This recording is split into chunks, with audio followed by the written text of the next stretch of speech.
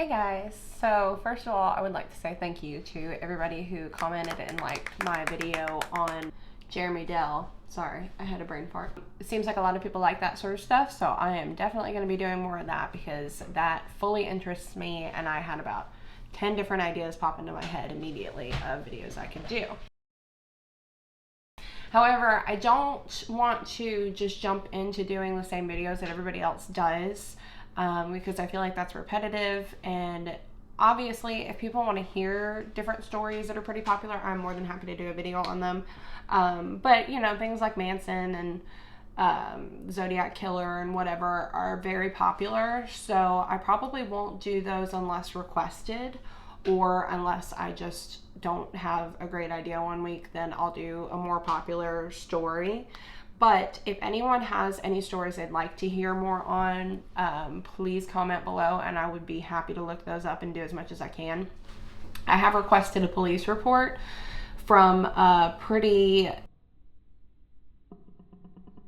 not well-known story from Salt Lake City of a woman who was a part of a cult, really, and apparently the cult is still going or is back on the rise. She killed herself and her kids by jumping out of a hotel window, and it's an insane story. So I have requested the police report on that from Salt Lake City, so we'll see if I can get that because I want it to be as accurate as possible, and there's not a lot of information on that story either.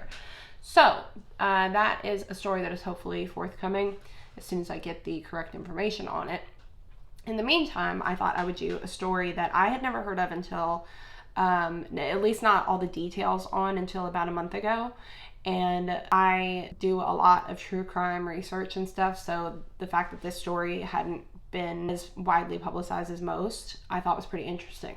So I thought that would be a good topic for today's video because there is a documentary on it that I highly recommend called Alison. It's on Amazon Prime Video right now, so if you have that, you'd have access to it. She also, the woman that this is about, Alison, she speaks in the documentary, so it is her story. It's not, you know, reporters or third party telling the story where I'm getting the information from. It is her story. Also listen to a podcast that she was on. I will link as much as I can below, document wise, on where I got a lot of the information from. She also wrote a book called I Have Life, and I'm sure that's available on Amazon or any other, you know, place where you get your books. So if you're interested in her story, I would highly suggest buying that. But I thought I would go over what happened to her. Again, this is very gruesome. This is different than Jeremy Dell because this is not a suicide. However, this does involve a very, very gruesome murder attempt and rape. So if those are things that trigger you, put the same warning in this video. Please do not watch. If there is a story, again, that you would rather hear, please comment below and I'd be happy to research those and do a story on whatever those requests would be. Let's get started. I want to warn you again, this is very, very, very graphic. I've heard and seen some graphic stuff in my life in researching true crime, and this is one of the worst that I've ever read or heard, just because of it ends well, I promise you. She survived, but it was, she should have, from her injuries, she shouldn't have survived. And her doctor said she shouldn't have survived. How she survived is a miracle. But it's so gruesome to hear a survivor's detail of what happened to her physically in the murder attempt and how she survived it. So this is very triggering. I'm getting goosebumps right now just thinking about the details of it. It's very, very, very grisly. So be warned. Please be warned that it's awful and it's pretty crazy. This story is about Alison Botha. I believe I'm pronouncing her last name right. Botha, B-O-T-H-A. She is from South Africa, which is coincidentally my favorite accent to listen to. So if you're from South Africa, how's it going? I love your accent. She was at the time living in Port Elizabeth in South Africa, and she worked as an insurance broker. She was 27 when this happened. On December 18th in 1994, she had been hanging out with some friends at her house and gave one of her friends a ride home. She'd been doing laundry over at that friend's house, so she said she picked up her laundry from that friend, drove back to her house, and it was later at night, and her parking spot was taken by the time she got back. So she had to park a little further down. And when she pulled up to park, I guess her door opened, or it was through her window. I'm not exactly sure how, but suddenly she had a knife at her throat. And she heard a man telling her, "Move over or else I'll kill you." So she did as she was told, and she moved over into the passenger seat, and he hopped in the driver's seat, and he started driving. And a lot of people, she says, people will ask her, "Why didn't you jump out of the car?" And she says, "Well, I didn't want to believe the worst in him. I wanted to believe that there was good in everybody." And he told her he wasn't going to hurt her. He told her he just needed to use her car for an hour, which is odd, but okay. And she just hoped that maybe he was telling the truth and trusted him for a little bit. He said his name was Clinton, and he asked if she had a boyfriend, and she said that this sort of lulled her into a false sense of security, like he was just kind of getting to know her, like, "I have to use your car, let me just do what I gotta do, and I'll be nice to you while we get it done." But then he picked up a friend of his. His friend got into the backseat of the car, and she said that when she looked at him in the rear view mirror, she just saw these dead eyes. And she realized that every little ounce of security she thought she had in that car was gone. That something bad was going to happen, and that she probably wasn't going to get out of this alive. The first man, I believe, that picked her up was named France. I think she pronounced it Franz. And the man he picked up was Tiens, is how she pronounced it. Franz and Tiens. These two guys drove her to a very deserted area on the side of a secluded road. And they got out and they asked her if she was going to fight. And I don't know if she responded, but I know that she said she just thought, "I don't know how to fight. Like, what am I going to do? These two much bigger guys are here. There's not much I can do." They proceeded to rape her in multiple ways, and I guess they both had turns. I don't know, but the details of that is very gruesome. She said that after the rape, one of them put their hands around her neck and began to choke her. And the last thing she remembers is that she was emptying her bowels because she was going unconscious. When she woke up, this is where it gets really, really, really gruesome. So you're forewarned. It's about to get sick. It's hard to tell this part because it's really, really gruesome. And every time I try and say it, I start like laughing out of nerves. And I don't want to seem like I'm thinking this is funny, because it's not funny at all. But that's my nervous reaction. When she woke up, she said she saw the guy's arm moving side to side, and she heard a wet noise. And what was happening was they were cutting her throat. They had stabbed her in the abdomen, I believe it was about 37 times. And they proceeded to cut her throat 17 times. They slashed at her throat.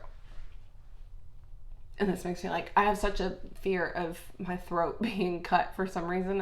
I've watched too many horror movies that this one really freaks me out. Then she heard them speaking in Afrikaans to each other.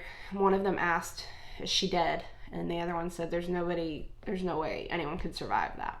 And they got back in the car and they drove off and left her there for dead. Naked, cut open, on the side of the road, throat cut. She said that she could hear this raspy noise coming from her windpipe because her throat was just open now, so she was breathing out of her neck. She said she realized that she couldn't just lay there. She had to do something. She kept thinking of her mom and kept thinking she didn't want them to just find her dead body. But in case they did, and in case she didn't get very far, she was lying in the dirt, and it was like sandy dirt, and she decided to write in the sand because she heard their names. She heard their real names. Again, the first guy told her name was Clinton.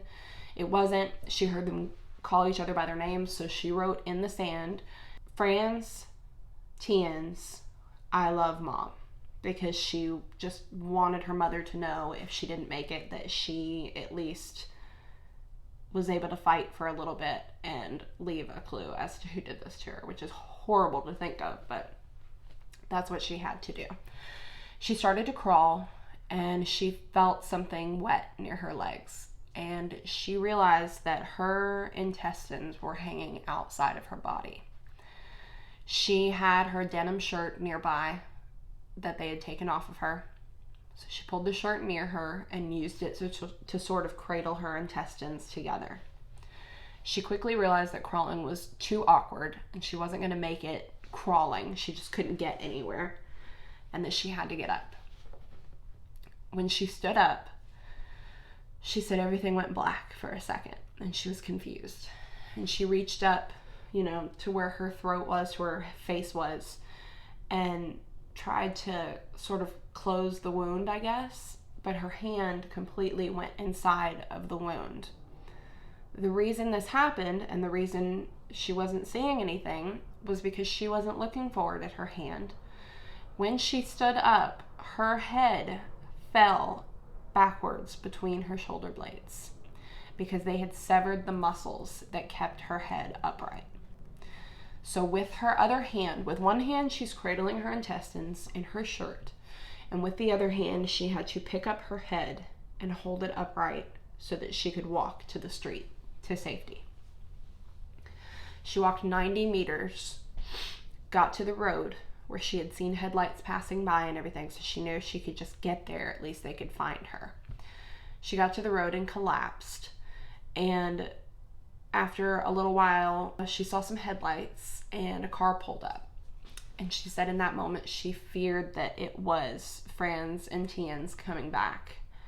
And it could have been, I don't know who was in that car, but whoever was in the car slowed down to a stop next to her body and paused for, I don't know, a few seconds, maybe a minute, and then drove off.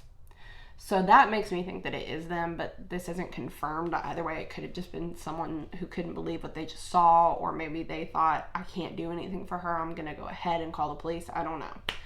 But it's freaky nonetheless. A second car pulls up, thankfully, and this is somebody else completely. It's a veterinary student who got out. He was with a friend, and luckily they had a cell phone, which was very rare in 94. So his friend had just gotten a phone, they said, and the veterinary student, jumped out, took off his shirt, used it to cover her because she was completely naked and just disemboweled all over the road. He covered her as his friend called for an ambulance, and they waited with her until the ambulance got there, and they were able to get her to the hospital. The doctor somehow managed to put her back together again.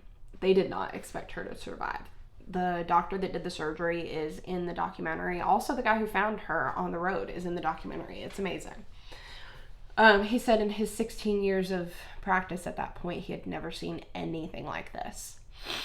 He managed to sew her throat back up, sew her esophagus back up, sew everything back up again. She still has a scar to this day from almost ear to ear, how badly they sliced her open.